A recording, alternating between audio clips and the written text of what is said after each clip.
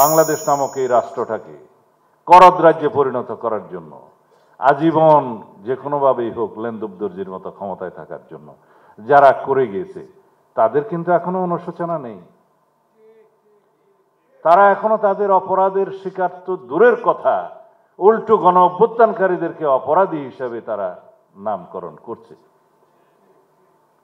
এরপরও বাংলাদেশের মানুষ কি কখনো তাদেরকে রাজনীতিতে আহ্বান করতে পারবে? বাংলাদেশের মানুষ তাদেরকে কখনো ক্ষমা করতে পারবে? ক্ষমা তো চায়নি। আমরা এমন একটা পরিস্থিতিতে গণতান্ত্রিক উত্তরণের জন্য অপেক্ষা করছি। আমরা সবাই মিলে আলোচনা করে জাতীয় ঐকমত্য কমিশনের সংস্কারগুলো আমরা প্রণয়ন করছি, এবং এই পরিবেশটা বাংলাদেশে অতীতে কল্পনাও করা যেত না। সকল রাজনৈতিক দল এবং রাজনৈতিক শক্তিসমূহ, সামাজিক শক্তিসমূহ ঐক্যবদ্ধ হয়েছে রাষ্ট্র কাঠামোর সংস্কার চাই। সমস্ত গণতান্ত্রিক প্রতিষ্ঠানগুলোর সংস্কারের মধ্য দিয়ে শক্তিশালীভাবে নির্মাণ করতে চাই। সবাই আমরা একমত হয়েছি সাংবিধানিক প্রতিষ্ঠানগুলোকে শক্তিশালী করতে হবে।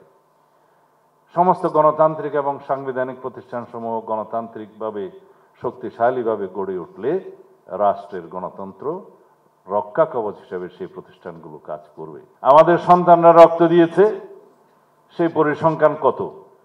জাতিসংঘের প্রতিনিধি হিসেবে এখানে মিসেস হোমা খান উপস্থিত ছিলেন, এখন আছে কিনা, তাদের রিপোর্ট অনুসারে, ফ্যাক্ট ফাইন্ডিং কমিটির, হিউম্যান রাইটস কমিশনের রিপোর্ট অনুসারে 1400-রও বেশি জন শহীদ হয়েছেন বিগত 2024 সালের ছাত্র গণ অভ্যুত্থানে। তাদের রিপোর্ট অনুসারে 20,000-এরও বেশি মানুষ আহত হয়েছেন, পঙ্গুত্ব বরণ করেছেন, অন্ধত্ব বরণ করেছেন। শুধু এই দুইটা হিসেব ওখান থেকে নেন।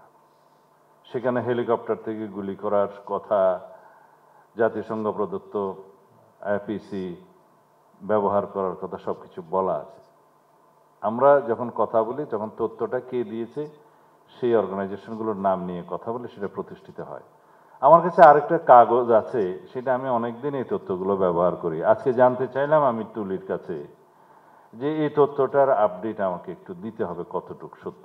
2023 সাল পর্যন্ত, 2009 থেকে 2023 সাল পর্যন্ত এনফোর্সড ডিসঅ্যাপিয়ারেন্সের শিকার কতজন হয়েছে, অধিকারের তথ্য অনুসারে সেটা আগে ছিল 709, কিন্তু আমার ভাই নূর খান লিটন সাহেবদের যে গুম কমিশনে রিপোর্ট করেছে 1850 জন, সেটা আমি এখন ব্যবহার করব।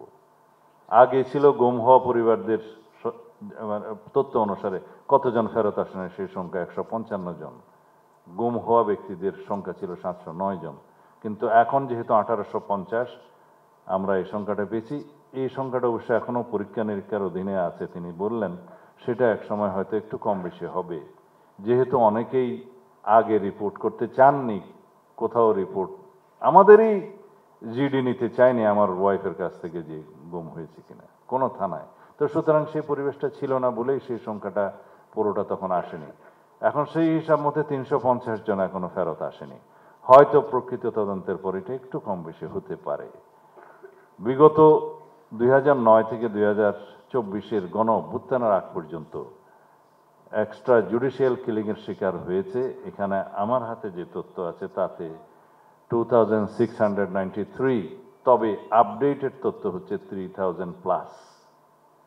এইভাবে কাস্টোডিয়াল ডেথ, পলিটিক্যাল পারসিকিউশন সহ সমস্ত কিছু যোগ করে সেই সংখ্যাটা আগে ছিল 7188, 7188। এখন সেটা বেড়ে দাঁড়াবে আরো অনেক বেশি আজকের এই নতুন তথ্যগুলো সহ। এইরকম একটা বিভীষিকাময় অবস্থায় বাংলাদেশ নামক রাষ্ট্রটা চলেছে। সেই ফেসিবাদ বিরোধী গণতান্ত্রিক সংগ্রামে এই রক্তপাতটা আমাদের করতে হয়েছে, আমাদের সন্তানদেরকে রক্ত দিতে হয়েছে, এবং সেটা 2024 সালের 5ই আগস্ট পর্যন্ত যেই হিসাব, সেই হিসাব মতে যদি আমরা টোটাল হিসাবটা করি, এগুলো 10,000-এরও বেশি মানুষের রক্তদানের মধ্য দিয়ে আমরা আজকে এই গণতান্ত্রিক পরিবেশে এই সভা করতে পারছি। বক্তারা বলে গিয়েছেন আগে রাস্তাতে দাঁড়াতে পারেননি, মিলনায়তনে সভা করতে পারেননি, কোনো অনুষ্ঠান করতে পারেননি। সেরকম একটা পরিবেশ আফ্রিকার জঙ্গলেও বিদ্যমান পাবেন না আপনারা। যারা এই কাজটা করে গিয়েছে